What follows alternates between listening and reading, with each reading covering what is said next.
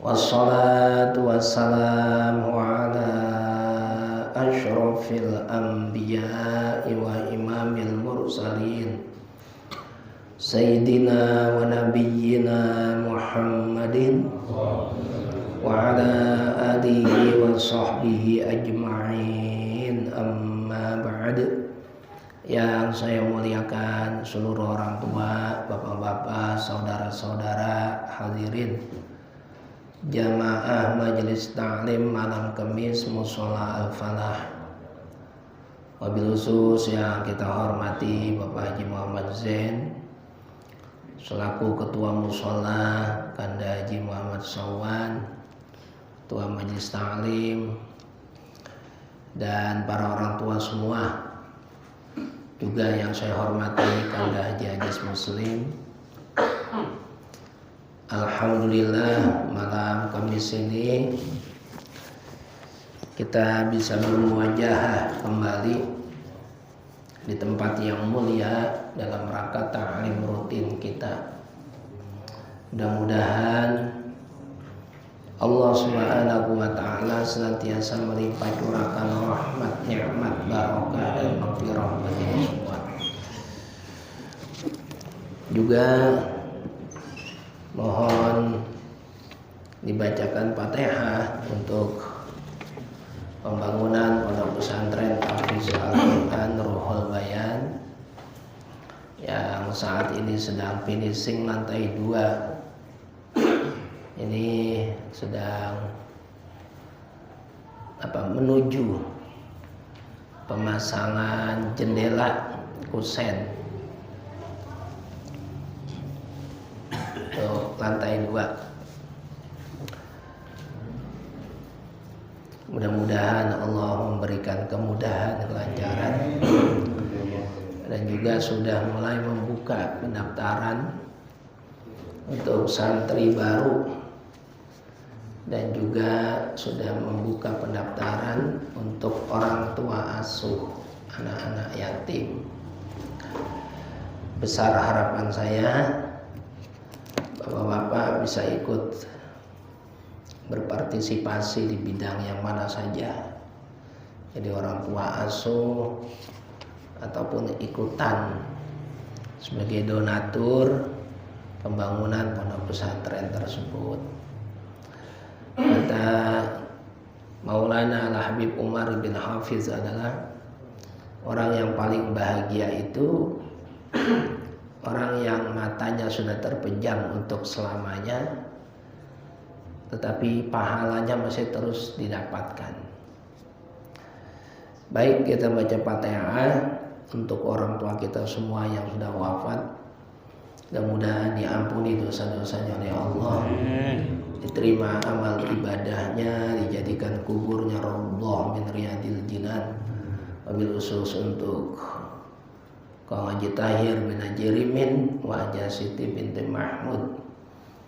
Bismillahirrahmanirrahim. Hadiyatan nu'tiha wa nuqaddimuha li habibina wa syafi'ina wa qurrati a'yunina wa maulana Muhammadin sallallahu alaihi wasallam wa ala alihi wa ikhwanihi minal anbiya'i wal mursalin wal awliya'i wa syuhada'i was shalihin was sahabati wat tabi'in wal ulama'i wal mufassirin wal muhaddisin wal musannifin wa ila ruhi jami'il malaikatil muqarrabin khususan ila ruhi sultanil awliya Syekh Muhyiddin Abdul Qadir Jilani radhiyallahu anhu, summa ila arwahil ulama'il mutaakhirin khususan dari Mbah Sunan Gunung Jati, Mbah Sunan Kudus, Mbah Sunan Kalijogo, Mbah Sunan Muria, summa ila arwahil jami'il ulama'i wa awliya'i hadhil qaryah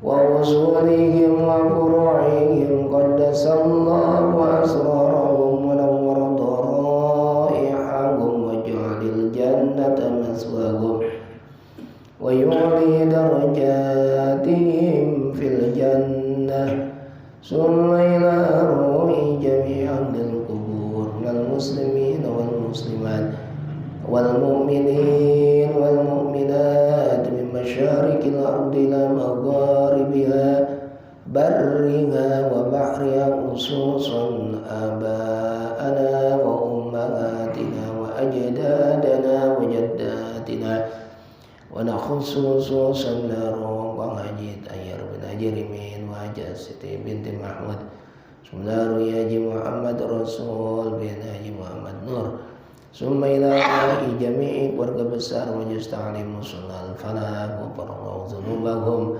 wa nawwara dharaihum wa ja'alil jannata maswahum yu'id darajatihim wa nas'aluka ya Allah ya Allah ya Allah hasil maqasidana min maqasidid dunya wal akhirah wa yassir lana umurana min umuri dunya wal akhirah wa khtim lana bi khatimatis sa'adah waj'alna bi husnil khatimah al-fatihah a'udzu billahi minasy syaithanir rajim bismillahirrahmanirrahim alhamdulillahi rabbil alamin arrahmanir rahim maliki yaumiddin iyyaka na'budu wa iyyaka nasta'in ihdinas siratal mustaqim siratal ladzina an'amta 'alaihim ghairil maghdubi 'alaihim waladdallin. Assalamualaikum warahmatullahi wabarakatuh. Mari sama-sama sebelum talim kita baca Aqidatul Mujmalah. Semoga iman kita bertambah terus bertambah. Amin. Bismillahirrahmanirrahim. Bismillahirrahmanirrahim. Wa ba'du fa inna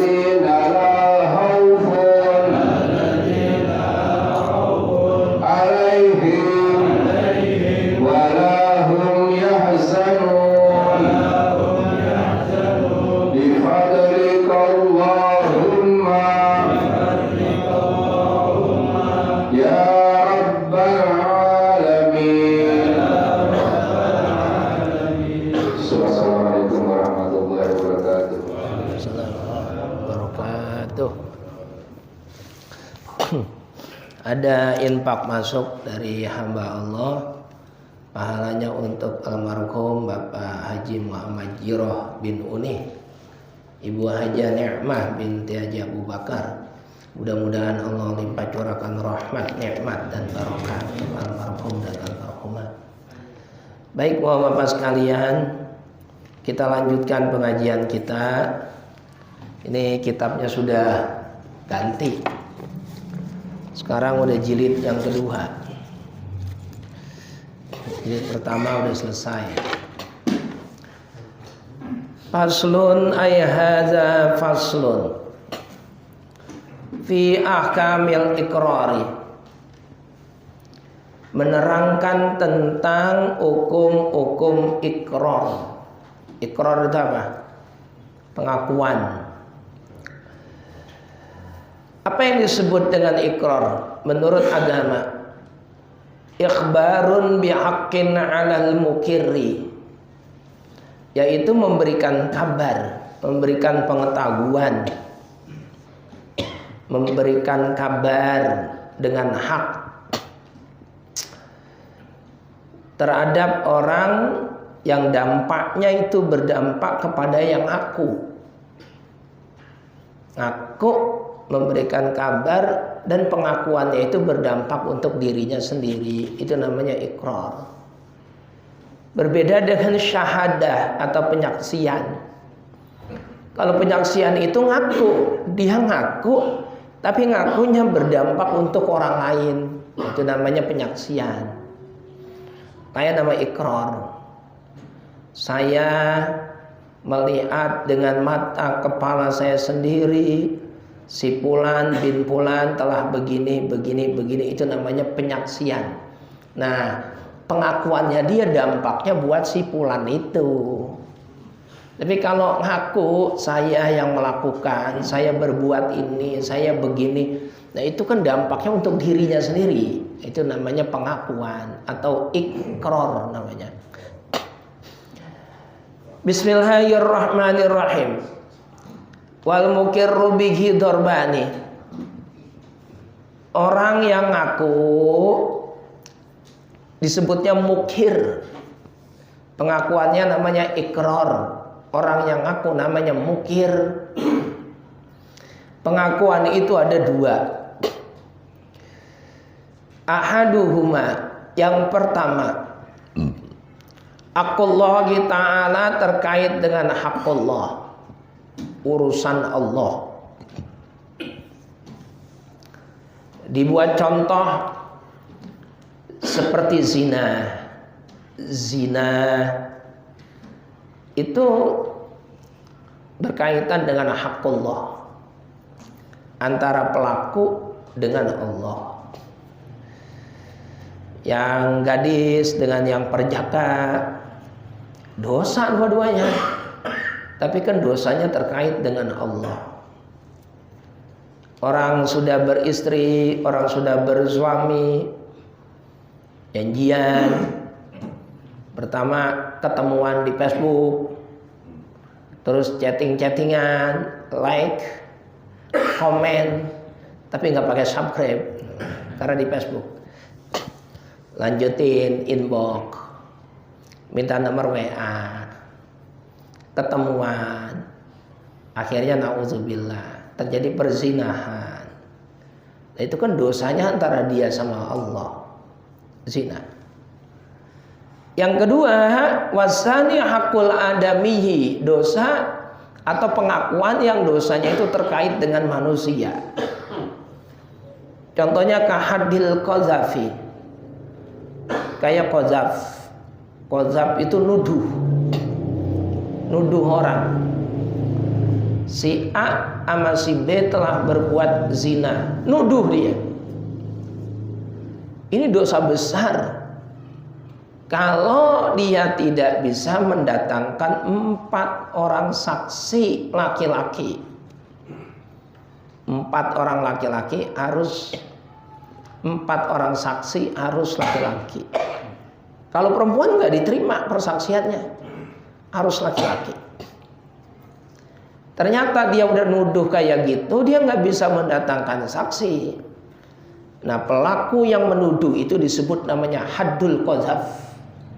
Kena hukuman sebab menuduh, dicambuk 80 kali dalam Islam. Makanya kita jangan gampang nuduh. Laki-laki perempuan yang bukan mahram, bukan suami istri, terus berduaan ngobrol, itu jelek. Tetapi jangan lantas dituduh dia berbuat zina. Tuh, bahaya kalau tidak bisa mendatangkan 4 orang saksi. Dosanya besar sekali. Lah, apa bedanya antara hakullah berzina dengan hakul adami menuduh zina? Itu bedanya. Apa? Fa hakullah ta'ala yasiu ar-ruju'u fihi 'anil iqrari bihi. Kalau ikrar atau pengakuan yang terkait dengan hakullah, hak kepada Allah, itu bisa dicabut lagi. Udah ngaku, pengakuannya bisa dibatalkan lagi. Tangkep rame-rame, orang lagi berduaan, digrebek sama orang Pondok Ungu, satu RT. Ayo ngaku apa kagak? Kalau kagak, bakar hidup-hidup misalnya. Ya saya ngaku, saya yang berbuat. Saya telah berzina. Nah gitu ngaku, udah. Wah, dijegugin, keplakin, dibawa. Sidang di hadapan hakim, pengakuannya dicabut lagi. Itu boleh. Boleh, gak apa-apa. Pak Hakim dan Pak Jaksa, saya mohon maaf, pengakuan saya yang kemarin itu saya cabut lagi. Maksudnya gimana? Saya tidak pernah berzina. Saya tidak pernah melakukan seperti yang dituduhkan orang Pondok Ungu itu. Lu kemarin kok ngaku? Kemarin saya dibawa tekanan. Kalau saya kagak ngaku, saya bisa dibakar rame-rame. Makanya saya kagak berani untuk tidak mengaku. Sekarang saya cabut pengakuan saya. Saya bohong, saya tidak pernah berzina. Itu diperbolehkan. Itu hakullah. Walaupun umpama memang dia berbuat, emang nyata-nyata dia berbuat, dia telah berzina, di depan Pak Hakim pengakuannya dicabut lagi, dia kagak ngaku, itu boleh. Boleh. Kenapa? Karena urusan sama Allah itu mudah. Urusan sama Allah itu sangat gampang. Dosa kita sama Allah itu sangat mudah dimaafkan. Makanya nggak ada urusan sama orang. Udah kita tinggal taubat sama Allah, selesai. Karena itu urusan hakullah. Tapi kalau terkait sama hakul adami nggak bisa. Dia udah nuduh orang, terus kemudian dia ngaku emang saya yang nuduh dia. Begitu di sidang dicabut lagi. Enggak, saya kagak pernah nuduh. Enggak bisa. Tetap dihukum. Tetap dihukum. Kenapa? Karena urusan sama manusia itu lebih sulit dibanding dengan urusan sama Allah. Dia sudah nuduh orang, berarti kan sudah merugikan orang. Bagaimana kalau yang dituduh itu kemudian tidak diapa-apain? Lah kalau diapa-apain, dipukulin, dibuat malu, dibikin status, udah masuk berita, televisi, media sosial, media elektronik, surat kabar, udah hancur lebur. Yang nuduh terus bukan saya yang nuduh, nggak bisa. Biar bagaimanapun kamu harus bertanggung jawab. Karena yang kamu tuduh itu sudah terlanjur hancur harga dirinya. Paham ini? Jelas ya? Kalau hakullah itu gampang. Gampang.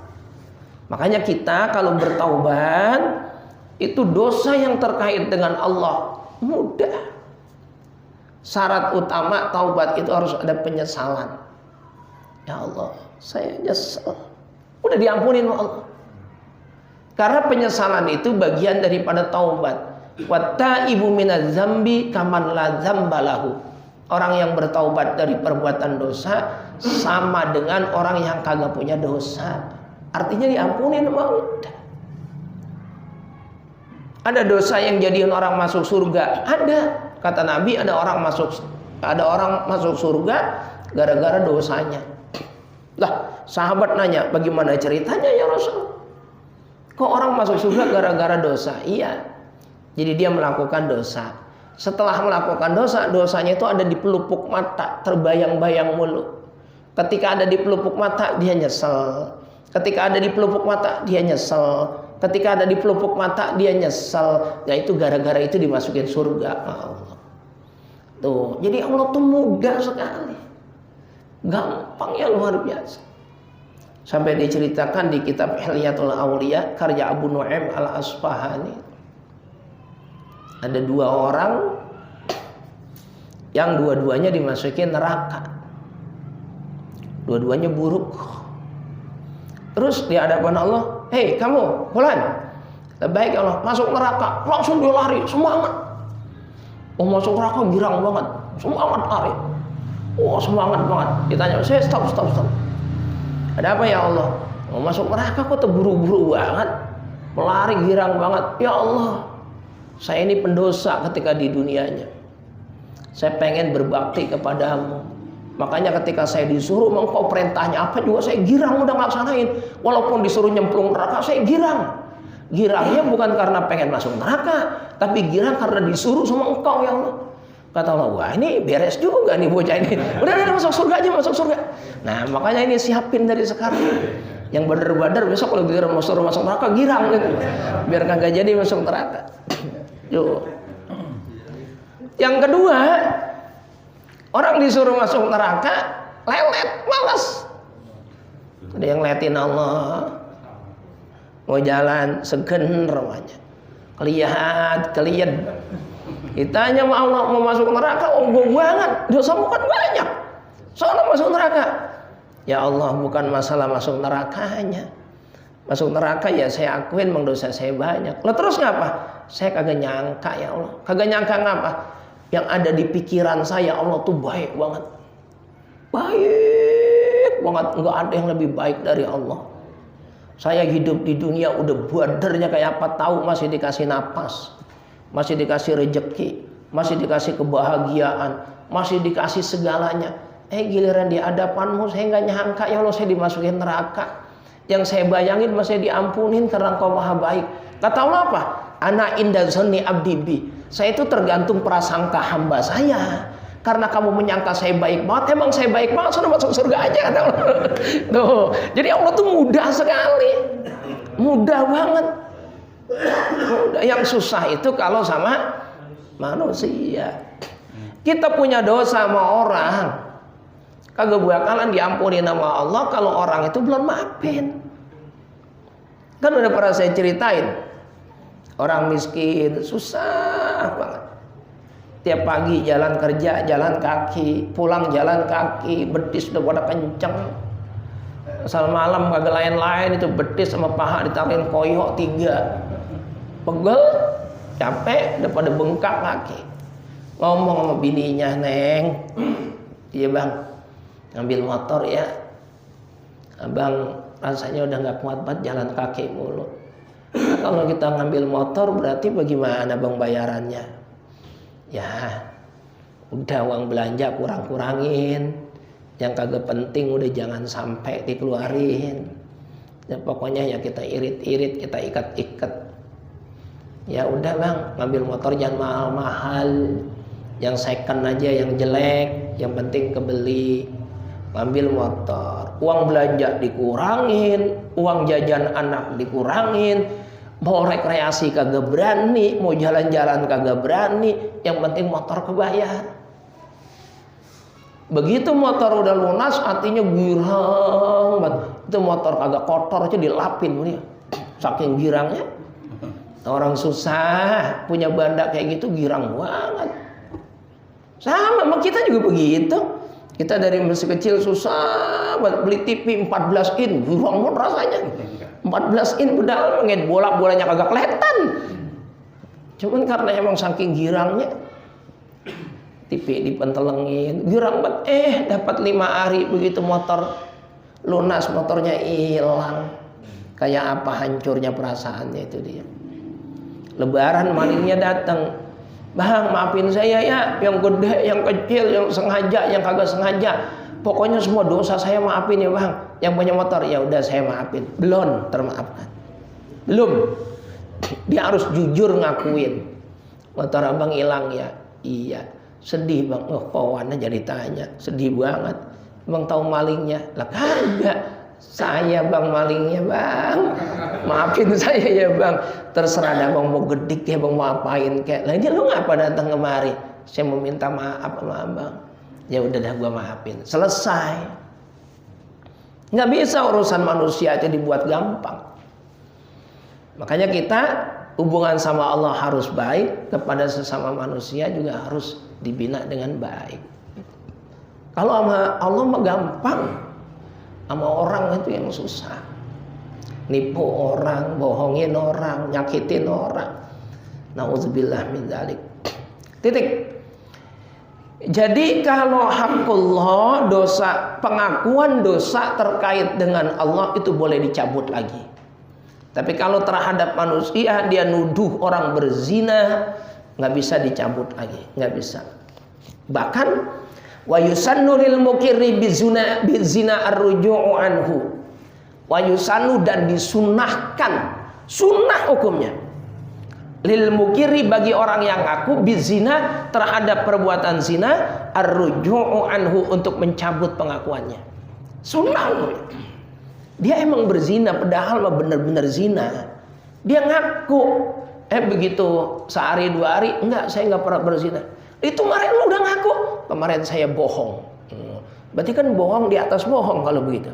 Kemarin udah bohong, sekarang bohong lagi. Nah kalau kayak gitu bagaimana? Disunahkan kita untuk mencabut. Karena urusan zina, urusan dosa, biar dia sama Allah aja. Orang lain nggak boleh tahu. Orang lain nggak boleh tahu. Nanti stigmanya buruk, buruk banget. Wah jangan kawin sama dia itu. Ngapa? Wah perempuan kagak bener, tukang zina, stigmanya jelek. Jangan kawin sama dia, no, lanang kagak bener, tukang selingkuh, ceritanya jelek. Makanya dianjurkan untuk dicabut. Itu ajaran Islam. Seburuk apapun aib, usahakan untuk ditutupi, bukan untuk diumbar.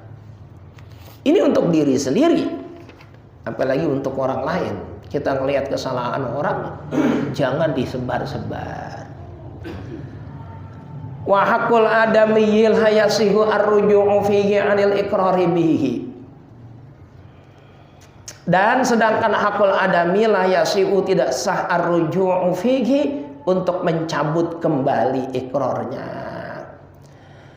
Wa taftaqiru sihatul ikrari ila salasati syara'ita. Sahnya ikrar itu harus menetapi 3 syarat. Sahnya pengakuan harus menetapi 3 syarat. Ahaduhah, yang pertama, al-bulughu, baligh. Kita udah baligh semua. Oleh karena itu fala yasi'u, maka tidak sah iqrarus sobihi, pengakuan anak bayi, walau murahiqan, walau biizni walihi, pengakuan anak bayi tidak dibenarkan walaupun dengan izin ayahnya, walaupun mendekati baligh. Tidak sah. Harus sudah baligh. Anak kecil ngaku nggak dibenarkan. Ini namanya bocah. Yang kedua, al-aqlu, punya akal, dewasa dan punya akal, baligh dan punya akal. Oleh karena itu fala yasi'u, maka tidak sah iqrarul majnuni, pengakuan orang gila, wal mugma alaih, pengakuan orang yang mugma alaih itu apa ya? Orang yang epilepsi, ayan ya, mugma alaih. Orang gila nggak bisa, mabuk, gila, orang ayan, ngaku-ngaku, pengakuannya tidak dibenarkan. Wasalisu, yang ketiga, al-ikhtiyaru. Ikhtiar itu artinya bukan dalam tekanan orang, bukan dengan keterpaksaan. Oleh karena itu fala yasi'u, maka tidak sah iqraru mukrihin mimma ukriha alaihi, tidak sah pengakuan orang yang dipaksa. Ayo ngaku kagak? Kalau kamu kagak ngaku, saya potong kamu. Iya udah saya ngaku. Itu pengakuannya kagak sah. Tidak sah. Orang di sidang, di BAP, terus yang BAP jempol orang diinjek, pakai bangkunya didudukin, disetrum, digetokin pakai ujung pistol misalnya. Nah, bagaimana dia kagak ngaku kalau udah kayak gitu? Nah, pengakuan yang kayak gitu tidak dibenarkan dalam agama. Artinya pengakuannya itu tidak sah karena dalam paksaan atau tekanan. Dulu zaman Imam Syafi'i, zaman Imam Ambali, yang paling nyata zaman Imam Ambali, penguasanya itu Syiah. Penguasanya. Ada juga yang mengatakan Mu'tazilah. Jadi suruh ngakuin bahwa Al-Quran itu makhluk. Al-Quran itu makhluk. Yang kagak ngaku di penjara, yang kagak ngaku di penjara. Nah, Imam Syafi'i pinter. Suruh ngakui bahwa kitab-kitab suci itu sebagai makhluk. Imam Syafi'i jawabannya Taurat, Zabur, Injil, Al-Quran. Ini semua adalah makhluk. Hebat kan? Taurat, Zabur, Injil, Al-Quran. Ini semua adalah makhluk. Yang dimaksud ini semua tuh jari-jari beliau. Nggak selamat, nggak dihukum. Jadi zaman dulu udah sering ulama ditangkepin, digebugin, dipecutin, sering. Imam Abu Hanifah, Imam Ahmad ibn Hanbal yang bertentangan dengan penguasa dulu. Ya, kalau kita enak di sini, orang ceramah bebas, orang ngata-ngatain juga bebas. Dulu tuh sudah ada. Jangan kaget. Titik. Wa in kana al-iqraru bimalin u'tubira fihi syartur rabi' wa huwa ar-rusydu. Kalau pengakuannya itu terkait dengan harta, ada syarat yang ketiga. Syarat yang ketiga itu harus rasyid. Rasyid itu apa? Benar. Mutlaqut tasarrufi, artinya orang tersebut orang yang dibenarkan tasarrufnya. Itu harta saya itu ada 2M tuh punya saya semua, ngaku-ngaku. Yang ngaku harus menetapi syarat yang keempat.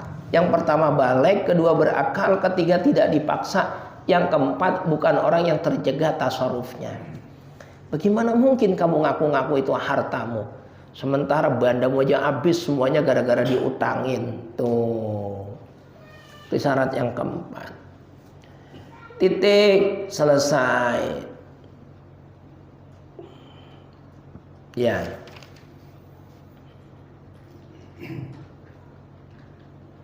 Titik. Udah selesai kayaknya. Tambahan keterangan. Kita baca lanjutannya. Bismillahirrahmanirrahim. Faslun ay hadza faslun fi akamil ariyati. Menerangkan hukum-hukum ariyah. Ariyah itu apa? Pinjaman. Pinjaman bukan minjem duit. Kalau pinjaman duit namanya utang, piutang dalam fikih. Kalau yang disebut pinjam itu minjem. Minjem motor, minjem mobil, minjem sepeda, minjem buku, minjem apa itu namanya pinjam-minjam. Kalau minjem duit 10.000 besok diganti, 20.000 besok diganti, itu bukan pinjam meminjam. Namanya apa? Utang piutang. Wajiyah bitasydidil ya'i. Ariyah ditasydid ya-nya fil ashah. Ma'khuzatun min ara. Diambil dari fi'il madhi ara.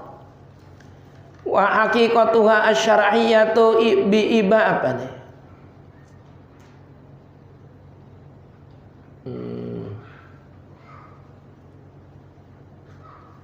Wa haqiqatuha asy-syar'iyyatu ibahatul intifa'i min ahli tabarru'i mimma ya'ilu al-intifa'u bihi ma'a baqa'i 'ainihi liyaruddahu 'alal mutabarri'i. Titik.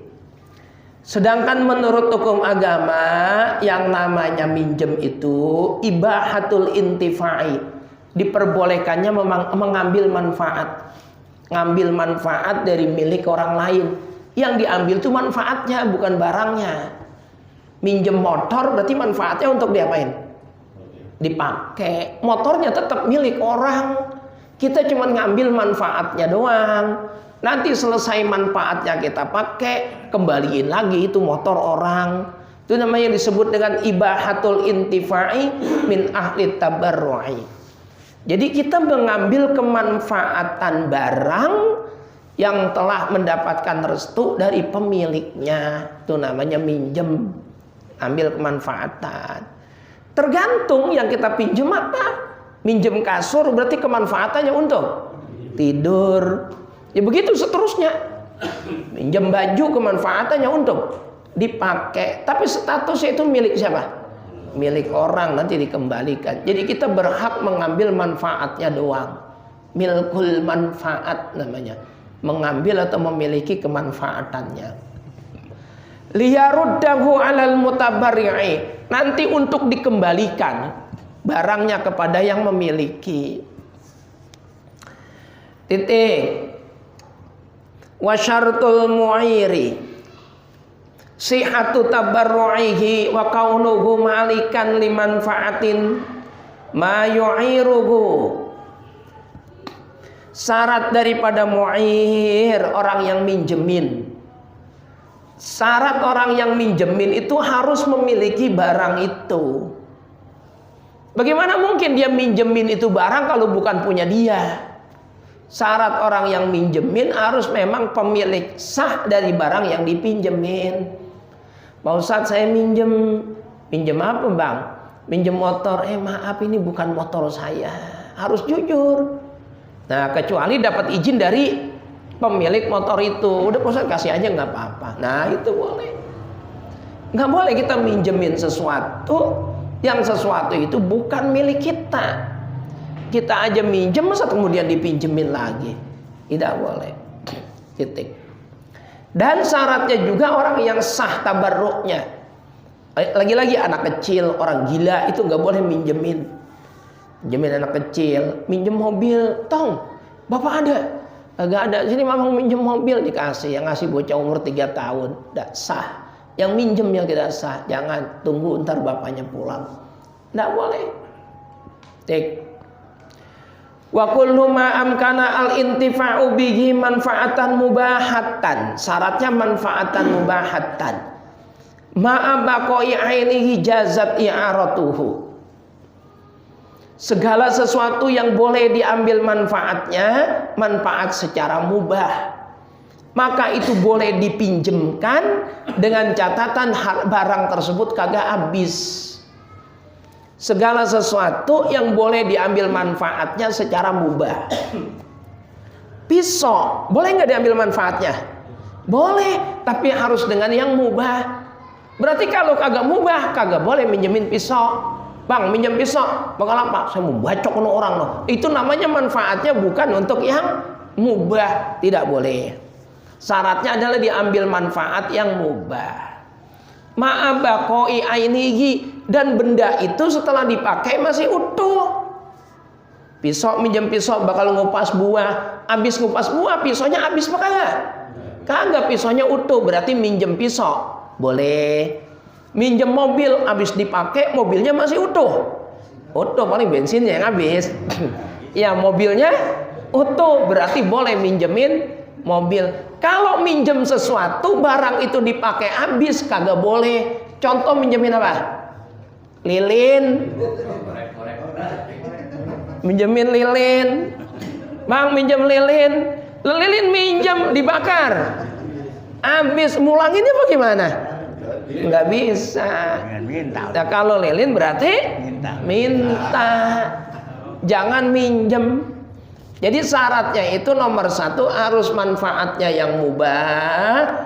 Minjem kasur buat tidur, bukan minjem kasur buat disewain tempat pelacuran. Itu namanya tidak mubah. Paham ya? Syaratnya itu harus minjem sesuatu yang dimubahkan. Dan yang dipakai bendanya masih utuh habis dipakai. Titik. Kemudian apa lagi? Idza kanat manafi'uhu azharan. Dan tidak boleh juga minjem kambing untuk diambil air susunya. Tidak boleh. Minjem kambing. Bang, saya minjem kambing. Bakal apaan? Itu saya mau prostitusi. Kagak boleh. Minta kalau begitu, bukan minjem namanya. Minta. Watajuzu al-ariyatu mutlaqan min ghairi taqyidin bimuddatin wa muqayyadan bimuddatin. Minjemin barang itu diperbolehkan tanpa adanya batas waktu dan juga terikat dengan waktu. Bang, minjem mobil ya udah pakai aja.